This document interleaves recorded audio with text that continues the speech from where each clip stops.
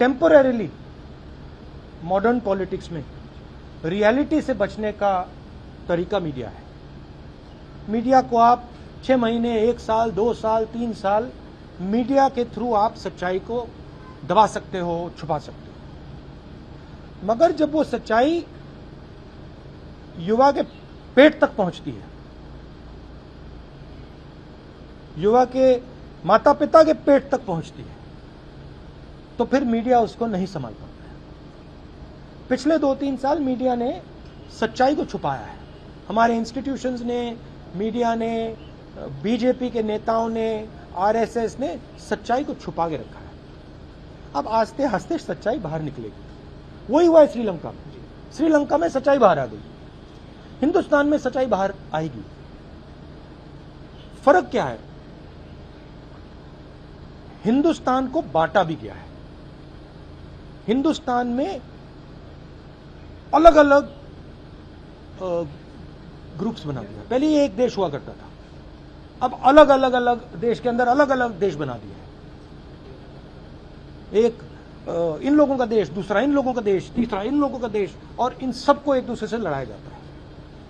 तो जब ये दर्द आएगा तो हिंसा आएगी। अभी मत मानो मेरी बात, अभी मत मानो, 2-3 साल रुक जाओ।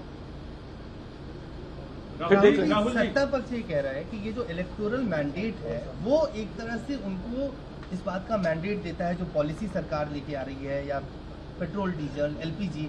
इलेक्टोरल मैंडेट क्यों नहीं विपक्ष के साथ है? क्या आप लोग देश की जनता को कन्विंस करने में because there is 100% total domination of the instruments of communication of this country. Media is 100% controlled. CBI, ED, these institutions suppress the conversation. Other institutions block the conversation. Loud speaker सरकार के हाथ में है। पहले क्या होता था? लाउड स्पीकर सरकार के हाथ में होता था, ऑपोजिशन के हाथ में होता था।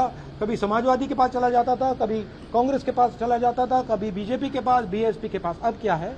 अब लाउड स्पीकर किसी पार्टी के पास नहीं है, अब लाउड स्पीकर आरएसएस और बीजेपी के हाथ में।